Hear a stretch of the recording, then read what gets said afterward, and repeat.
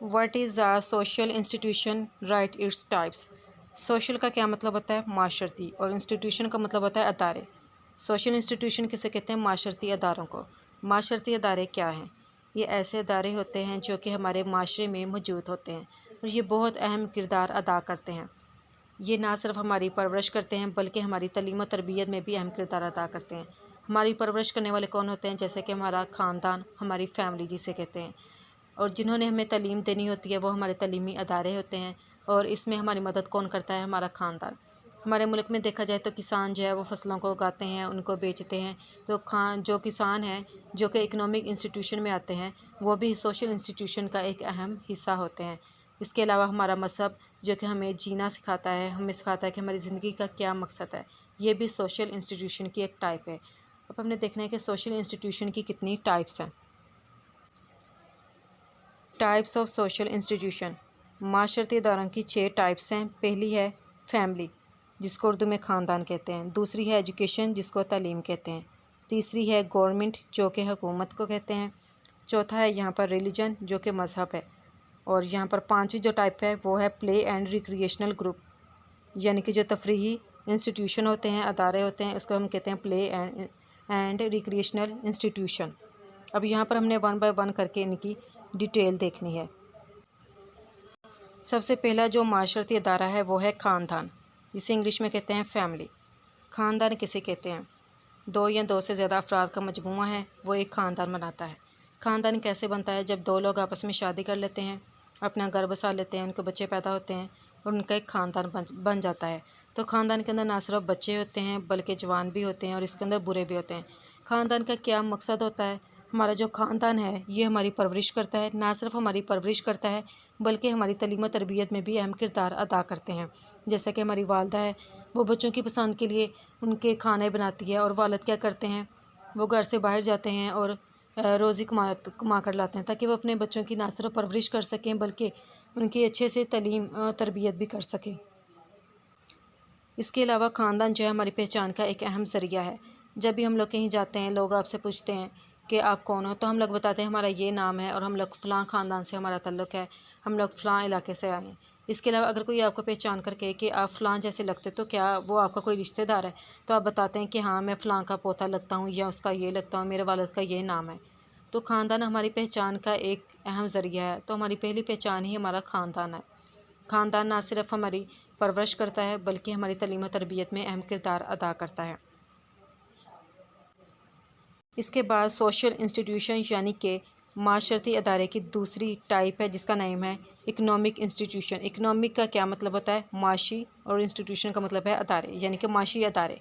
معاشی ادارے کسی بھی ملک کی ترقی میں اہم کردار ادا کرتے ہیں۔ معاشی اداروں کا کیا کام ہوتا ہے؟ یہ مختلف قسم کی اشیاء پیدا کرتے ہیں، نہ صرف ان کو پیدا کرتے ہیں بلکہ ان کو بیچتے ہیں، اپنے ملک کے لوگوں کو فراہم کرتے ہیں تاکہ وہ زندہ رہ سکیں اور ان کی جو بیسک ضروریات ہوتی ہیں ان کو پورا کر سکیں۔ جیسے کہ اس میں خوراک کے ادارے آ جاتے ہیں۔ ہمارے ملک میں کسان ہیں، وہ مختلف قسم کی فصلیں پیدا کرتے ہیں، ان کو کاٹتے ہیں اور پھر اس طرح ان کو جو ہے ملک کے اندر بیچتے ہیں، تاکہ خوراک جو ہے ہماری ایک اہم ضرورت ہے، ہمارے زندہ رہنے کے لیے یہ ضروری ہے، اسی لیے لوگوں کو پھر خوراک ملتی ہے اور اس طرح وہ زندہ رہ سکتے ہیں۔ پھر دوسرا یہ کہ نہ صرف خوراک اس میں آتے ہیں، مختلف قسم کی فیکٹریز ہیں جو کہ مختلف قسم کی چیزیں بناتے ہیں، جیسے کہ کپڑا بناتے ہیں، اس کے علاوہ موٹر کار بنانے والی فیکٹریز ہوتی ہیں۔ تو جو اکنامک انسٹیٹیوشن ہوتے ہیں یہ کسی بھی ملک کی ترقی میں اہم کردار ادا کرتے ہیں۔ جیسے کہ ایک ملک ہے کیوبا، اس کو sugar bowl of the world کہا جاتا ہے۔ اس لیے کہا جاتا ہے کیونکہ وہ چینی کی پیداوار کے لحاظ سے بہت مشہور ہے، کیونکہ وہاں پر جو چینی ہے وہ بہت زیادہ پیدا ہوتی ہے، یعنی کہ گنا بہت پیدا ہوتا ہے۔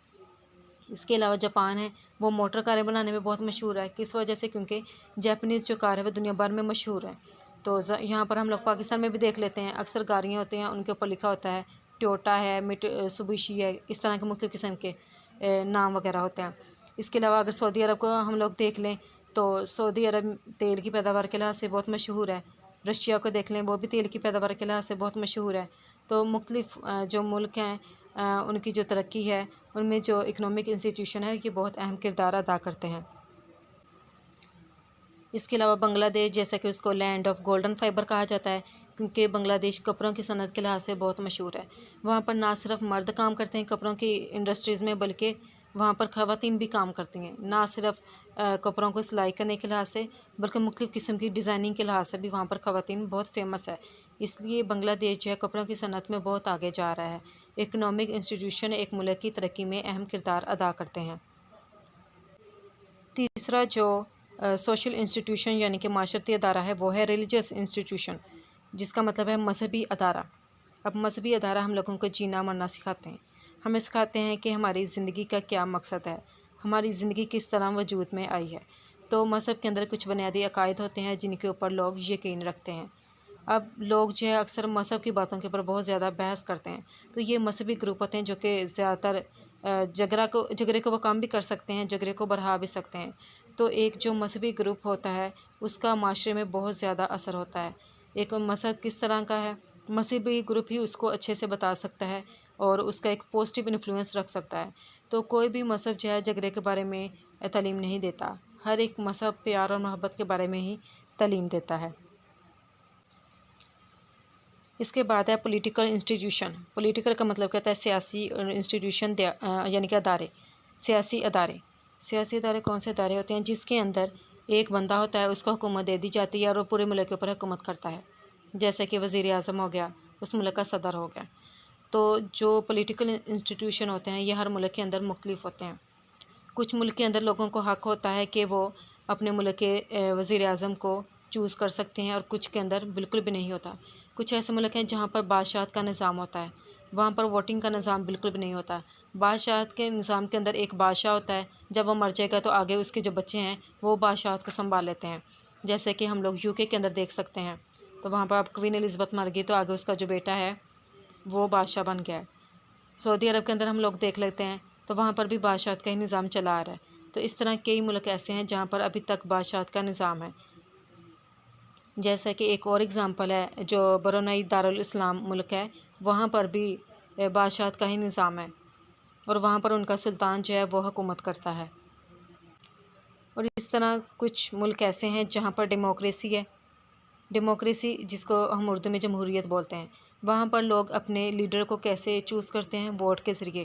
تو ہر بندے کو حق حاصل ہوتا ہے کہ وہ اپنا نمائندہ چوز کرے اپنے ملک کا، تو جس کے حق میں زیادہ ووٹ آ جاتے ہیں اس کو اس ملک کا وزیر اعظم چوز کر لیا جاتا ہے۔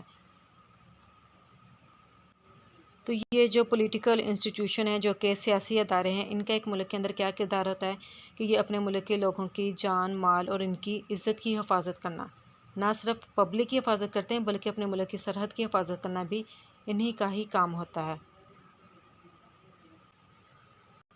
جب ایک چھوٹا بچہ پیدا ہوتا ہے تو پہلے اپنے والدین کے پاس ہوتا ہے، گھر والے اس کی تعلیم و تربیت کرتے ہیں۔ پھر بچہ جب تھوڑا سا بڑا ہو جاتا ہے، 3 سال کی عمر تک پہنچتا ہے تو اس کو تعلیمی ادارے کے اندر داخل کروا دیا جاتا ہے۔ تو جو تعلیمی ادارے ہیں یہ بھی سوشل انسٹیٹیوشن کی ایک ٹائپ ہے، معاشرتی اداروں کی ایک ٹائپ ہے۔ تعلیم کیا کرتی ہے؟ ہماری شخصیت کو سنوارتی ہے، ہماری تعلیم و تربیت کرتی ہے، ہمارے علم میں اضافہ کرتی ہے۔